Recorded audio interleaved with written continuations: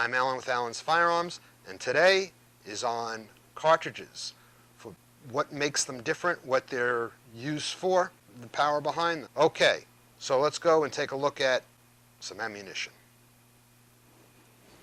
Okay, so here we have it.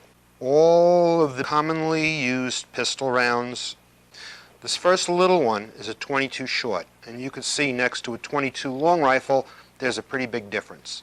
22 shorts were used a lot back when they had galleries at fairs because it had a short range, minimal penetration power, so for safety reasons it worked out very well. Also, it's cheap. Do some small game like squirrel hunting and varmint hunting. 22 long rifle, however, is a pretty decent round for its size. Is used a lot in competition shooting for rifles.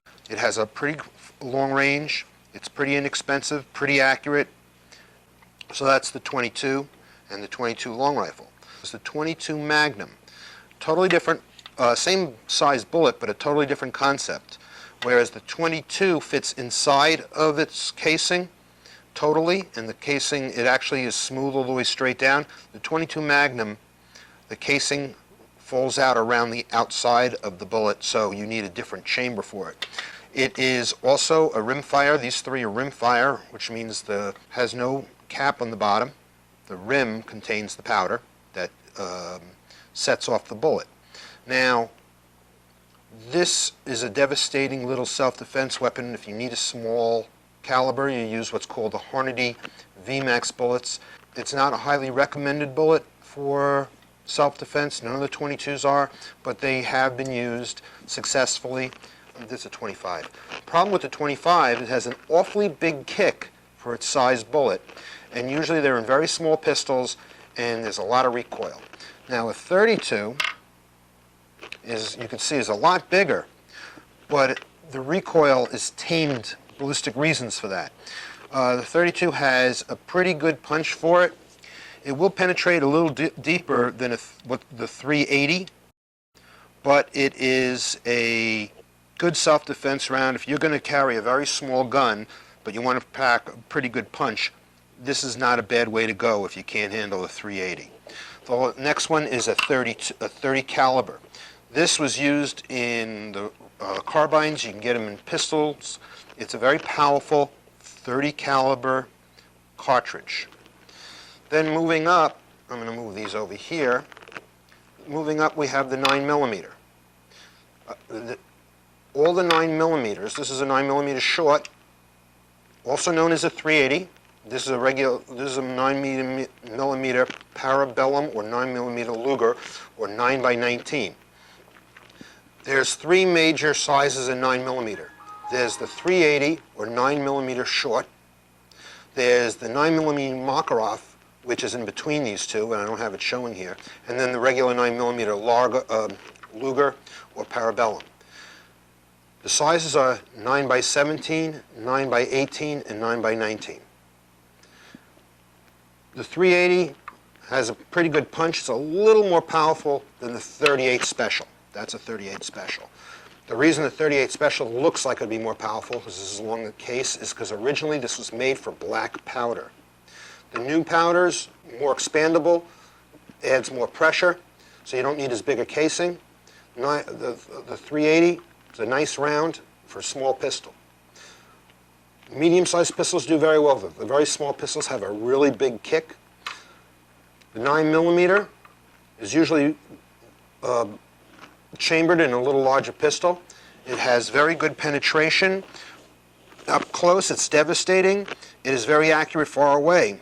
But at 15 to 20 feet, you may have to hit the guy 6 times with one of these to stop him if he's drugged up. That's why a lot of the police departments decided to go with the 40 caliber, which we'll talk about in a second. This is the 38 Special. 38 Special, you can see, is a lot smaller than the 9 in case length, but it's actually the same size bullet, and so is the 357. But you can see how big the case is.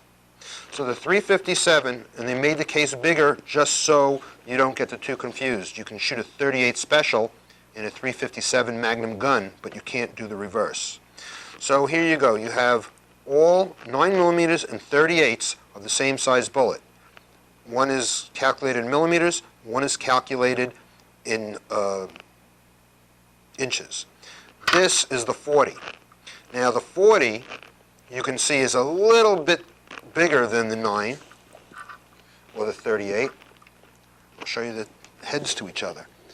But you're going from 38 to 40, not much bigger in size, and you have less penetration than the 9mm because the amount of powder in it is more than a 9, but it has to push a little more mass. In order to make that mass as effective as the 9 and penetrate as deep, you have to overpower it, and that's what they call a 10mm. 10mm looks just like a 40, but same thing, case is a little longer. The 40 does not have the penetration of a 9, and it doesn't have much more mass than a 9. I look at this as a very ineffective round, and the reason being is that most 40 caliber pistols are the same size as the 45 ACP. 45 ACP, however, is a lot bigger than the 9 and a lot bigger than the 40, because you're going from 38, 40, 45. The 357 Magnum, even though it's only a 38, creates very high pressures. When it enters a body, anywhere in the chest cavity, it creates such high pressures inside the body that the person usually dies of a brain embolism before anything else. That's why this has 1 point higher stopping power than a 45. Because the 45 stops them with pure mass, this stops them with some mass but at high pressure. Now, that's the 45 Colt. Some people call it the 45 Long Colt. The reason it's longer than the 45 ACP is because it was designed to use black powder. This bullet, this cartridge, is stronger than this one, but either one hitting someone, that's the end of it. You're not talking about second chances. You're talking about one bullet, one fire, one stop, down. Now, some of the 45 Colts pistols will also handle a 410 shotgun shell, like the Judge, because judges were bringing these into the courtroom with them under their robes because this has a very short range. But up close, it's devastating. Will make a mess out of anyone. That way, if someone jumps over, tries to get the judge over his desk, he can put an end to the problem without worrying about causing too much damage to the peanut gallery, which are the people sitting there watching this trial. So there you have it. All different calibers, all different types of ammo. You get hollow points, you got ball ammo, you got semi-jacketed hollow points, and you have lead ball.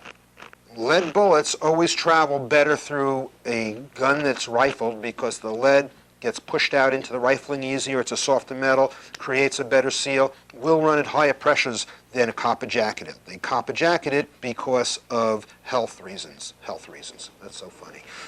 Environmental reasons. This particular one is not only a hollow point, but it's what they call scalloped. It's got scalloping around it.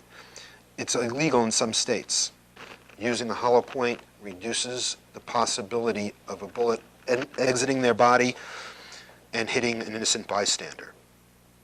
Okay, so there you have it. A little bit on bullets. Well, that's it from Alan at Alan's Firearms and Gunneria. Hope you enjoyed our talk on ammunition.